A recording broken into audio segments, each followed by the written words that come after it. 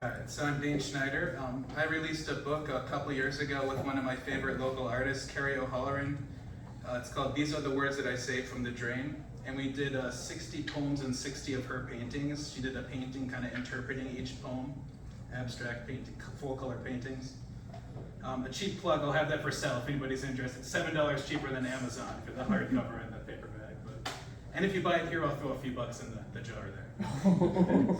But first, I'm going to start with one that's going to be from the next book we're writing together. We're working on our follow-up right now. It's called The Planets. Pluto mistook a window for a door when the universe said he wasn't a planet anymore. Neptune became so bitter and squalid, dissipating once she realized she would never be solid.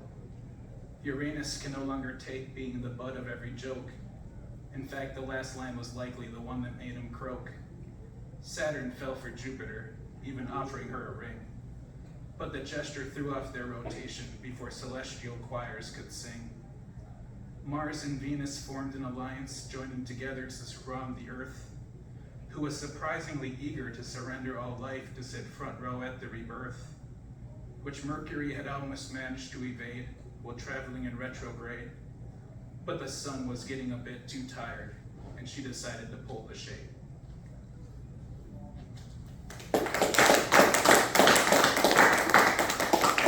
And then this next one is from the book, the aforementioned book. This one's called Something Resembling Personality, and this is the the painting that Carrie made. Capitalism ripped me from the roots like a weed. Democracy watered my hopes and washed away the seed. Religion held me under until I could no longer breathe. Love taught me to immolate what should be set free. Yet somewhere beyond the cacophony of me, I found something resembling personality.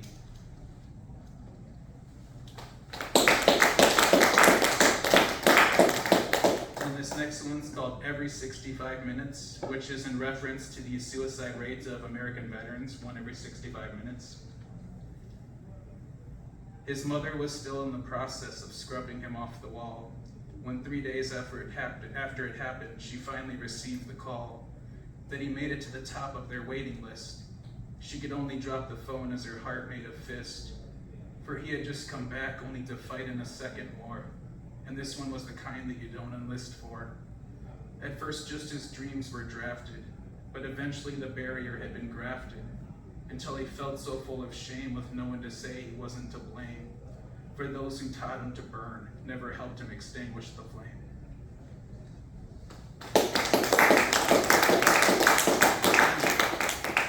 And then this next one from the book is called Stillness and Birdsong. And here's the painting from Carrie again.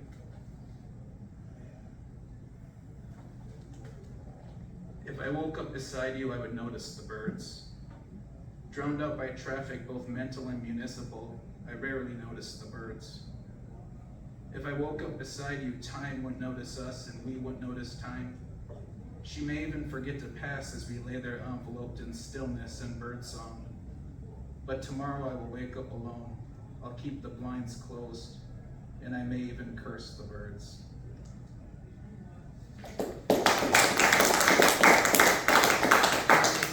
This next one's called The Infiltrator.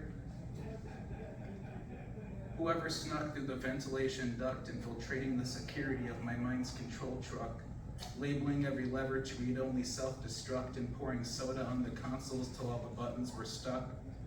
Even after all that work, you're shit out of luck because I can somehow still find the will to give a fraction of a fuck. Right. And then the next one is called, oh, sorry, okay. I didn't know if that was just me or the White Claw. Okay. This next one's called Gone Fishing. And then here's Carrie's painting. I was sure that I was fishing, but I was wrong. Then I thought I was the rod, but I was wrong. I really felt like the hook, but I was wrong. For I was only the worm and now I'm gone.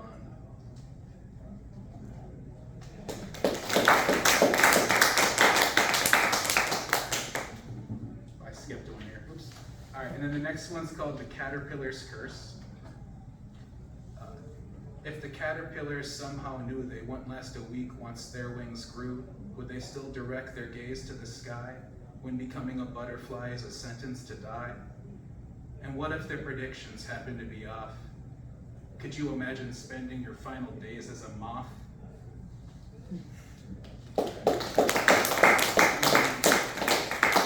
is the second to last one. This one's from the book.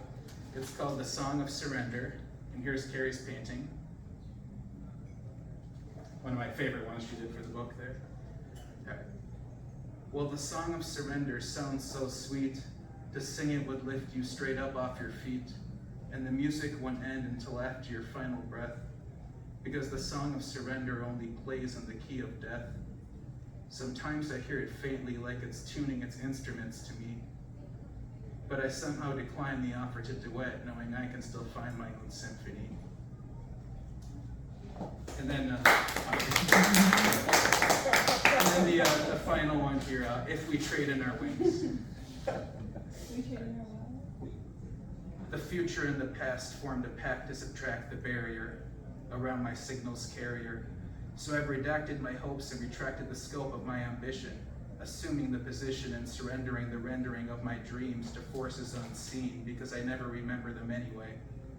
And now the audience are the ones on display with the tape stuck on play, when all we need is a pause to dim the sign flashing applause, and to cut the strings that make us dance and sing for barons and kings, offering us a shot at the stars if we trade in our wings.